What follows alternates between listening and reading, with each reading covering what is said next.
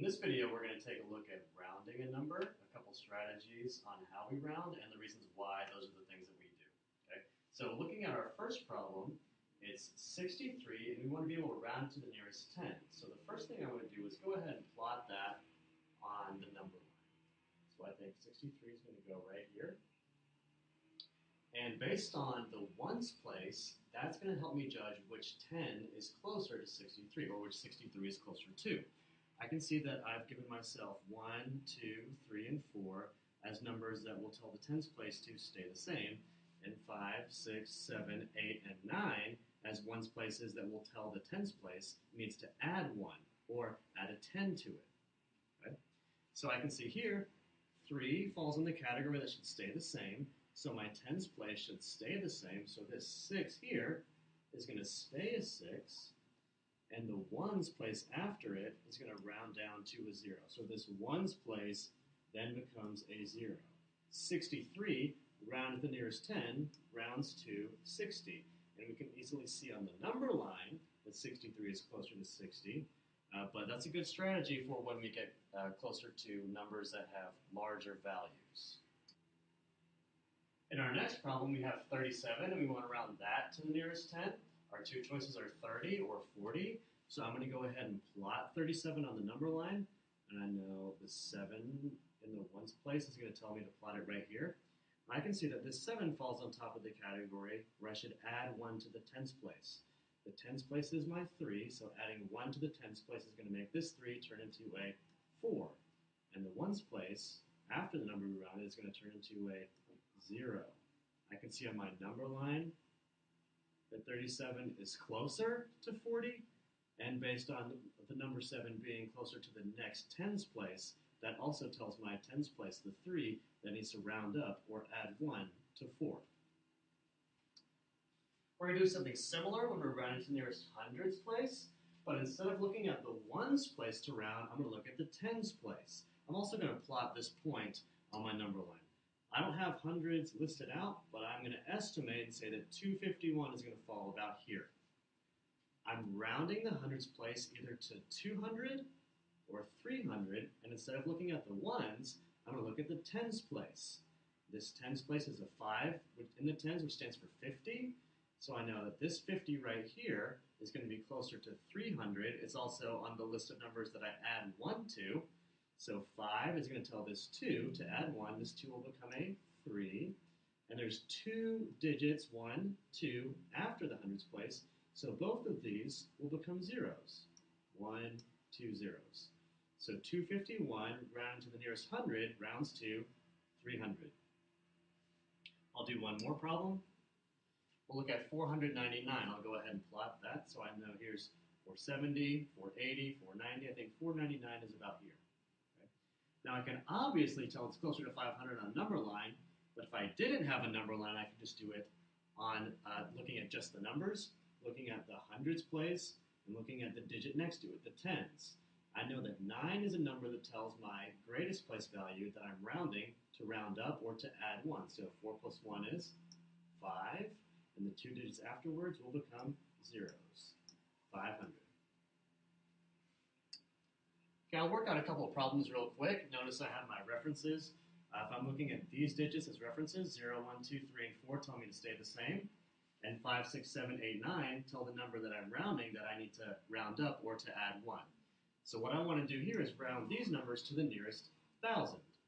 I'll go ahead and look at my thousands place in my first problem. It's this 4. What the 4 is going to reference, the 8. And I know that 8 is going to tell that 4 to add 1. So 4 will add 1, which is 5, and it's going to be followed by 1, 2, 3 zeros.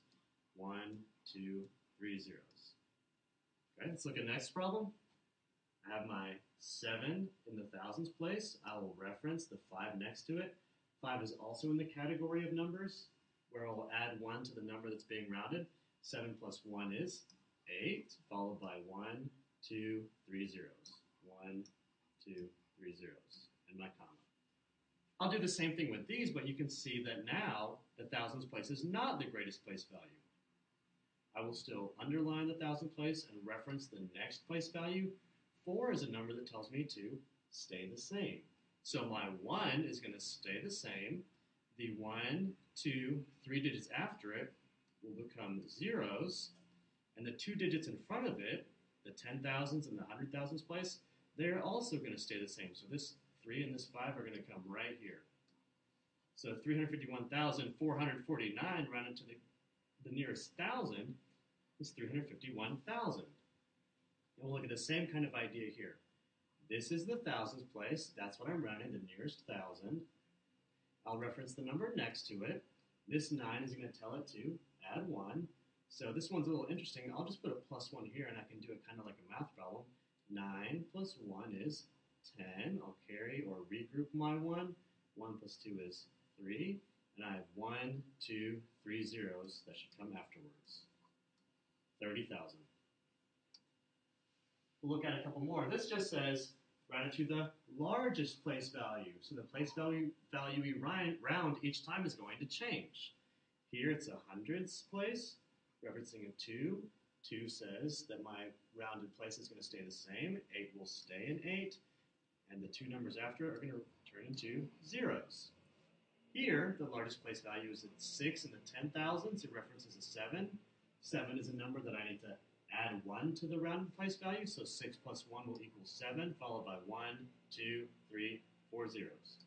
1, 2, 3, 4 zeros with my comma. And last, this time the largest place value is a 2 in the 100,000s. I'll reference the 10,000s. 4 is a number that tells my rounded number to stay the same. So this 2 will stay a 2, and I'll have 1, 2, 3, 4, 5 zeros afterwards. So that to the nearest 100,000s is 200,000. And we'll take a look here. I'll just work out a couple of different problems, just randomly. The number that I have is 6,839,445, and I'm going to round that to the nearest 100,000s. So I need to find the 100,000s place, and I know that's ones, tens, hundreds, thousands, 10,000s, 100,000s right here. I'll reference the place value after that. It's a 3. I know 3 is closer to the lesser place value or the lesser tens unit. So 8 is going to stay the same. This 1, 2, 3, 4, 5 numbers will all become zeros. And the number in front of it is also going to stay the same. This is not affected by the rounding of a lesser place value. So rounded to the nearest 100, it's 6,800,000. Let's look at another problem.